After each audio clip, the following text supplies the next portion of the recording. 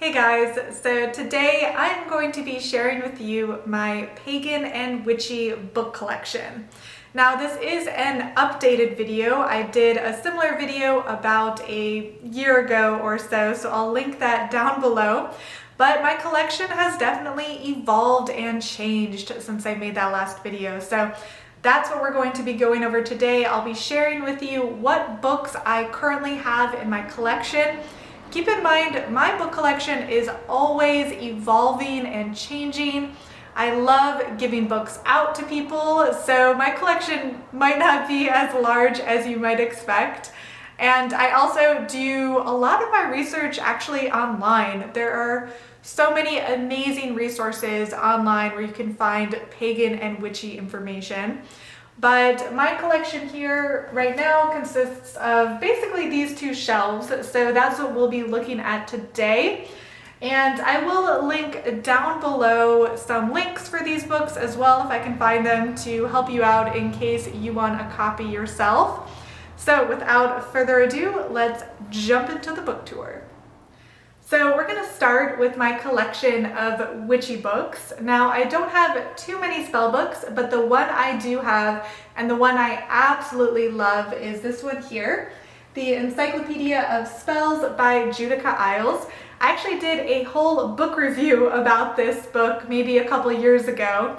But this is a wonderful resource because not only is it super comprehensive in terms of the amount of spells it shows, it also often will tell you the history or the origin of certain spells, which is something I personally am really fascinated in. So I love learning about historical spells along with how to kind of create your own. So highly recommend this book here.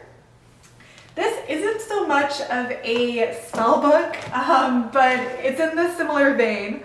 This is Sacred and Herbal Healing Beers. So, you know, I do Pagan Happy Hour. I do enjoy a good beer from time to time. And this book shows you how to make your own beer, but it includes recipes on beer and winemaking from all different kinds of ancient civilizations. You can actually recreate some sacred beers and beverages from ancient Romans or the Greeks or the ancient Egyptians or different indigenous cultures. So it's a wonderful resource for anyone who is a bit curious about brewing and wants to put a bit of a witchy spin on it. Now these three books I have here are my traditional witchcraft books. I have Traditional Witchcraft, a Cornish Book of Ways. This is by Gemma Gary. This is a great resource for anyone looking at traditional British witchcraft, which is quite a bit different from Wicca. I also have Treading the Mill, Working in Traditional Witchcraft by Nigel Pearson, another excellent resource. And then this kind of unique and spooky looking book here called The Devil's Dozen, which is modern rituals that are in part based on British traditional witchcraft. So highly recommend this one, and it'll probably spook out your friends too if you show them this one. So these two books are probably my nerdiest magical books. I have Grimoires, A History of Magic Books by Owen Davies. This is an excellent resource if you want to discover more about historical grimoires, historical rituals, historical spells. It does include a wide variety of different grimoires going back to ancient times. Most of it is from like the early modern period and the Renaissance, but it's a really great resource. And this one here I picked up somewhat recently. This is the Book of Magic from Antiquity to the Enlightenment. This is a Penguin Classics book, and this is a collection of different magical texts throughout the millennia. So another great resource for anyone who is really into historical spells, witchcraft, rituals, anything like that. Now this is probably the most recent book in my witchy collection. This is just titled Witchcraft and is part of the Library of Esoterica from Taschen. They have started this wonderful collection known as the Library of Esoterica, and I think they are planning on making more. Currently I have two. I have their witchcraft book and I also have their tarot book that I'll be showing you. Now this book is primarily kind of Wiccan focused. It does delve in a bit to the history of witchcraft, but I love it because it's just so stunning. All the pictures are just gorgeous and it's still a pretty good resource. Now moving on to my tarot collection, I have the tarot book from the Library of Esoterica. Again, a absolutely stunning coffee table book, and this one actually has a wonderful timeline of tarot history.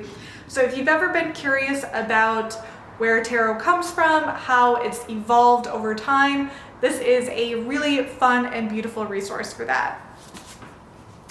Now, I do have a few kind of just little tarot books that came with certain decks, so I'm not going to dive into these too much, but let me know if you are interested in a tarot deck tour, because I probably have maybe like 20 decks or so, and I don't think I've ever done a tarot tour for you guys.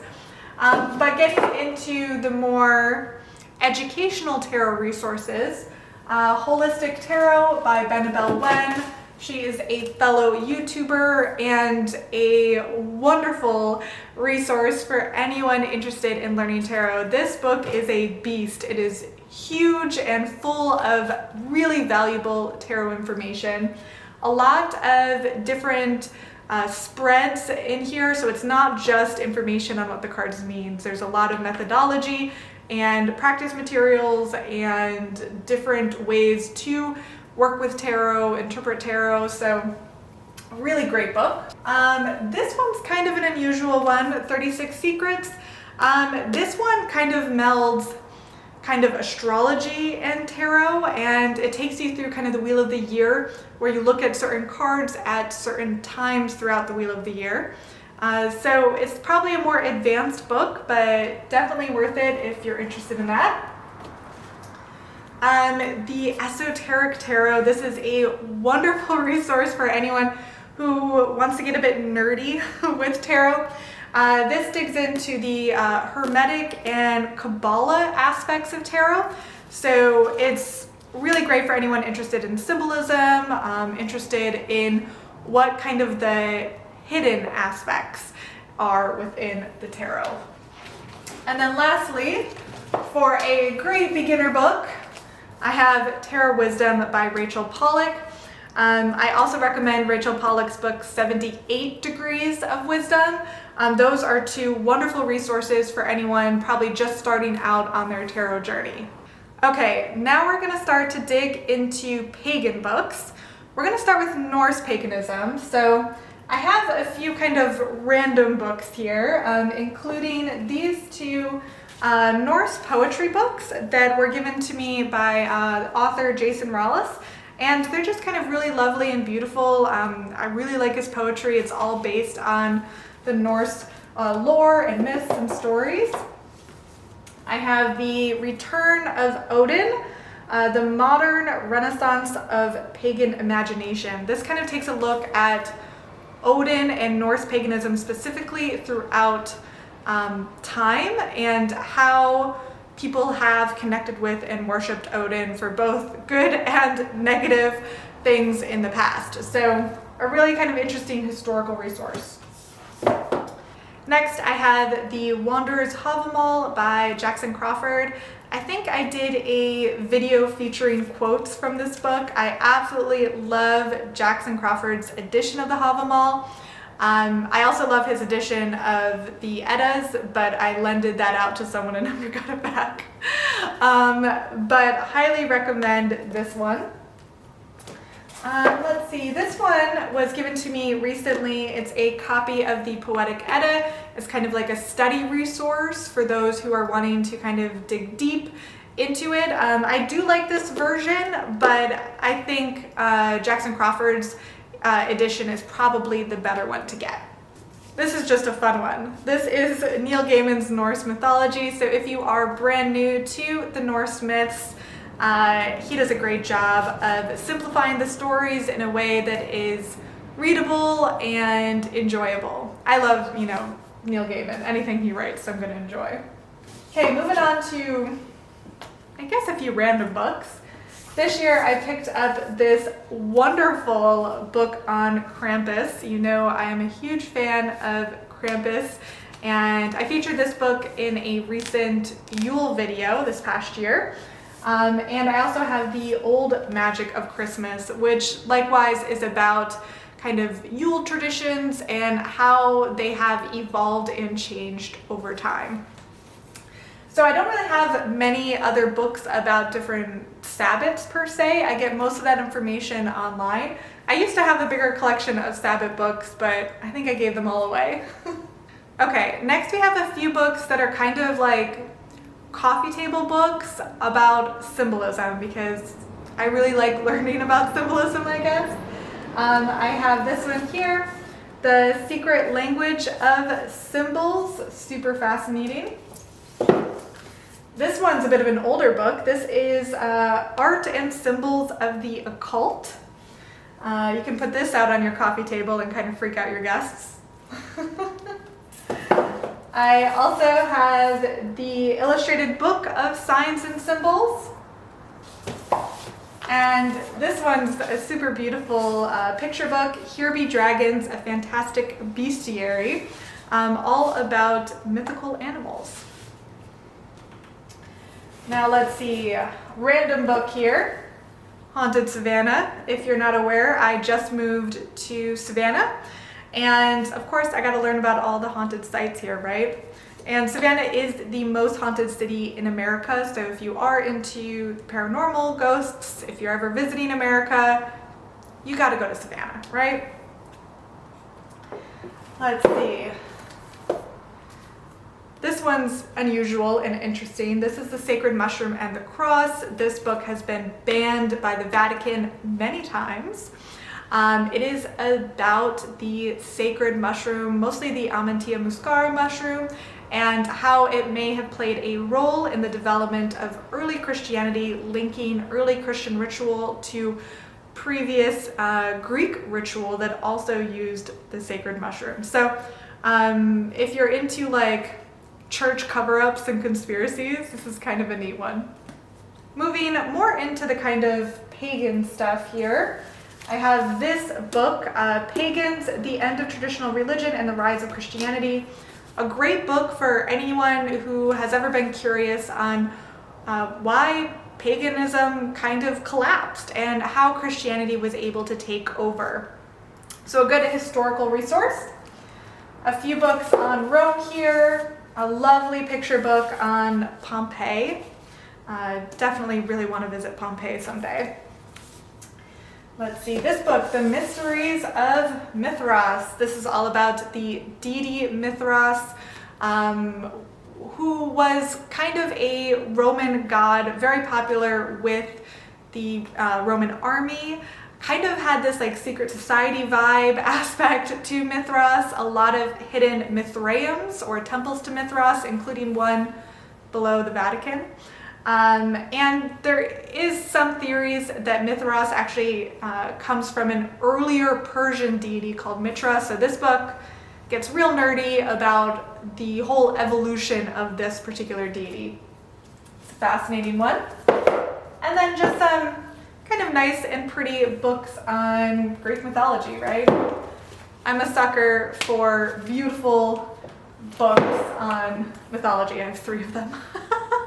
Lastly, we're going to dive into my Egyptian books. So I did take a lot of Egyptology courses back in college. I was learning how to translate hieroglyphs from the Middle Kingdom, so I still have some of those books. And while they're not necessarily pagan specific, it's good to learn about the different cultures if you are interested in working with any deities from that culture. So I have a lot of good stuff here. Ancient Egyptian literature. This is great for anyone who doesn't really know that much about the mythology of ancient Egypt. this is a great book for anyone interested in learning how to read hieroglyphs. Hieroglyphs is something too you can kind of incorporate into sigil magic and chaos magic. So I do that sometimes. Let's see. Beautiful book on Introduction to Ancient Egypt from the British Museum collection. Let's see. A guide to reading Egyptian art. And then finally, just two generic books, Introduction to the Archaeology of Ancient Egypt and my Encyclopedia of Ancient Egypt, closing out the tour. So yeah, I feel like I talked a mile a minute there, but you guys wanted to see my book collection, and there you go. I'll leave some links for some of these books down below in the description. And let me know if you have a favorite book in your own collection. Let me know in the comments what that book is, if you would recommend it. And thank you guys so much for watching this video. If you did enjoy it, please do consider giving it a like and subscribing, and I'll see y'all later. Bye.